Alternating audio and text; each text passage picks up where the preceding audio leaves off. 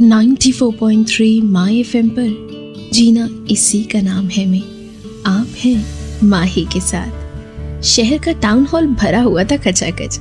संगीत की महफिल, ऊपर से मानवेंद्र और नताशा जैसे गायक।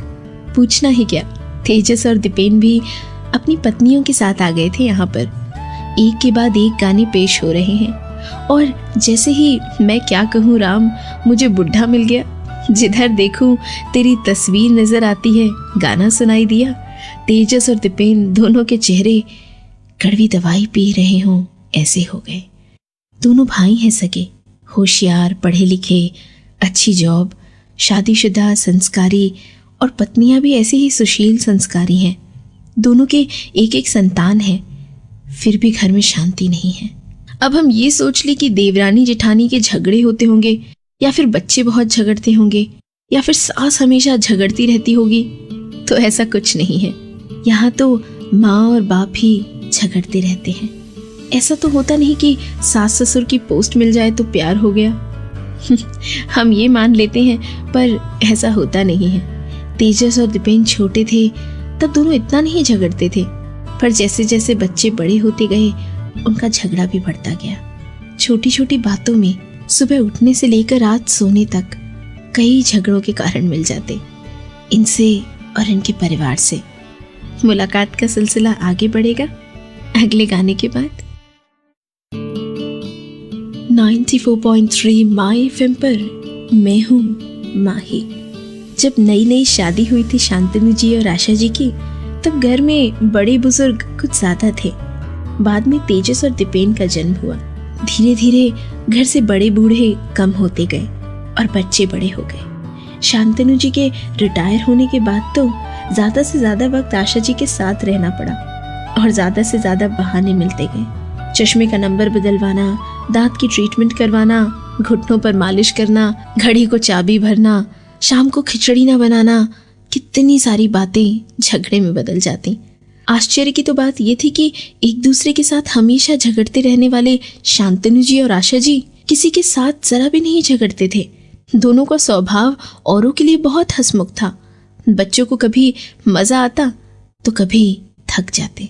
आज की ही बात ले लो, बच्चों को पता था कि उनके माँ बाप को संगीत का, उसमें भी पुराने गानों का बहुत शौक है। उन्होंने 2 टिकट ले ली थी मम्मी पापा के लिए, पर छोटी सी बात पर झगड़ बैठे दोनों। माँ तैयार हो गई, अच्छी लग रही थी, लाल बॉर्डर वाली सफेद साड़ी और जूड़ा बनाया था। बाहर निकलते वक्त उसने पापा से पूछा, कैसी लग रही हूँ? पापा ने कह दिया, अभी पूछ रही हो, जाने के वक्त? अगर साड़ी अच्छी नहीं लग रही हो तो? माँ ने जिद की, अब तो बताओ कि कौन सी साड़ी पहनूं? और पापा कुछ ना कहने के लिए अपनी बात पर अड़े रहे। माँ साड़ी बदलकर बैठ गई घर में और गुस्से में पापा भी मैं नहीं जा रहा कहकर बैठ गए। इन शॉर्ट, माँ और बापू घर में झगड़ते रहे और तेजस और दीपेन प्रोग्राम में चले आए। छोटे हो तो डांट भी सके, बड़ों को क्या कहें? क्या इनके ये झगड़े कभी खत्म होंगे? जानिए कुछ देर में। 94.3 माई FM पर मैं हूँ माही।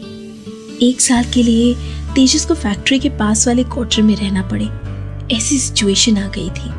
उसकी पोस्ट ही फैक्ट्री सुपरवाइजर की थी। फैक्ट्री का एक्सपेंशन हो रहा था। 24 घंटे तेजस फैक्ट्री में ही रहे, ये जरूरी था। अब सवाल ये था कि तेजस वहां रहे और उसकी पत्नी सोनाली रह नहीं सकती थी। वो भी जॉब कर रही थी और उनका बेटा 3rd स्टैंडर्ड में था। सब साथ शिफ्ट हो जाएं, ये भी पॉसिबल नहीं था, और बेटा अकेला रहे, ये माँ बाप को मंजूर नहीं था। अब ये तय हुआ कि माँ तेजस के साथ फैक्ट्री के क्वार्टर्स में रहेगी और बापू यहाँ दीपेन के परिवार और सोनाली के साथ रहेंगे। सोचो तो सबसे ज्यादा खुश माँ और पापा हुए थे। माँ ने तो अकेले में बहुओं से अपनी खुशी भी जाहिर की। अच्छा है, इतने सालों के बाद आराम से रहूंगी। खुशी खुशी माँ ने अपना और तेजस का सामान पैक किया और चली गई फैक्ट्री पर। बापू भी कम खुश नहीं थे। वाह, अब 2 कप चाय एक साथ पी सकूंगा। नहाने के लिए, दवाई लेने के लिए, देर रात जागने के लिए, क्रिकेट मैच देखने के लिए कोई बंधन नहीं। जब चाहो तब उठो, जब चाहो तब खाना खाओ और जब मन करे सो जाओ। बैचलर लाइफ इतने सालों में एंजॉय नहीं की थी मैंने। आशा के मायके में कोई था ही नहीं। जब से शादी की तब से साथ साथ ही रहती थी। पापा ने तो पूरे मन से अपनी फ्रीडम एंजॉय करना शुरू कर दिया। बेटा बहुत सुशील थे, उन्होंने भी बापू को जरा सा भी नहीं टोका। 2-4 दिन और फिर एक हफ्ता गुजर गया। माँ और बापू एक दूसरे को फोन भी नहीं करते थे, और भला क्यों करें? आगे क्या हुआ पता चलेगा कुछ समय में। 94.3 माई FM पर आप हैं माही के साथ। माँ को भी आज़ादी बहुत पसंद आ रही थी। लौकी की सब्जी बराबर नहीं बनी या रोटी यहाँ से कच्ची है, ऐसी किचकिच नहीं थी। खुद का और तेजस का खाना बना लिया, फिर समय ही समय था। रामायण पढ़ती, फैक्ट्री वर्कर्स की बीवियों के साथ बात करती और अपनी पसंद की सीरियल देखती, रात को भी और दूसरे दिन रिपीट भी। उस दिन ठंड बहुत थी। माँ को हमेशा ऐसे मौसम में सर दर्द होता था। तेजस ने दवाई दी माँ को, पर माँ को पहली बार पापा की याद आई। ऐसे में पापा माँ को बाम लगा देते और साथ साथ डांटते रहते। कितनी बार कहा है गर्म कपड़े पहनो, पर मेरी सुनता कौन है? 50 सालों से देख रहा हूँ, ठंड शुरू हुई नहीं कि सर दर्द शुरू हो जाता है। उतने में ही पापा का फोन आ गया तेजस के मोबाइल पर। उल्टी सीधी बातें कर रहे थे, घुमा फिरा कर पूछ रहे थे कि सब ठीक है ना, पर सीधे सीधे नहीं पूछा कि माँ को सर दर्द तो नहीं हुआ। माँ भी चिढ़ गई। स्वभाव तो देखो, इस आदमी का ऐसा कभी मन नहीं करता कि खबर ले ले। दिल मिलाकर माँ सो गई, पर पता नहीं क्यों आंखों से एक बूंद बह गई। दूसरे दिन सुबह माँ ने घर पर फोन किया। पापा ने फोन उठाया। एक चुप्पी सी छाई थी दोनों के बीच। दीपेन या सोनाली है? वो तो मैं आज महादेव के मंदिर जाने वाली हूँ, ये कहने के लिए फोन किया था। इतना कहकर माँ ने फोन रख दिया। उसके चेहरे पर छोटी सी मुस्कान आ गई। अब इस मुस्कान के पीछे क्या बात थी बताऊंगी कुछ पलों में। 94.3 माई FM पर आप हैं माही के साथ। बहुत दिनों के बाद शांतनु पर आशा की नजर पड़ी। थोड़े दुबले हो गए थे। आशा ने शांतनु को नजदीक आते ही पूछा, आपको पता चल गया कि मैं यहाँ मिलूंगी? शांतनु ने कहा, क्यों नहीं, सगाई के बाद भी तुमने अपनी सहेली को यही कहा था कि तुम मंदिर जा रही हो, और यहीं गार्डन में तो मिली थी। याद है? 50 साल पहले की थी वो बात। आशा ने मुस्कुराते हुए पूछा, याद है तुम्हें? क्यों ना याद हो, तुम्हें उस दिन लाल घाघरा चोली पहने देखा था और मेरे लिए मूंगफली लाई थी। आज की तरह आशा ने अपने थैले से मूंगफली निकाली और शांतनु को दी। समय कहाँ बीत गया पता ही नहीं चला। दोनों घर से झूठ बोलकर आए थे। उस दिन तो किसी को शंका भी नहीं हुई, पर बाद में यहाँ गार्डन में बार बार दोनों बहाने बनाकर मिलते रहे।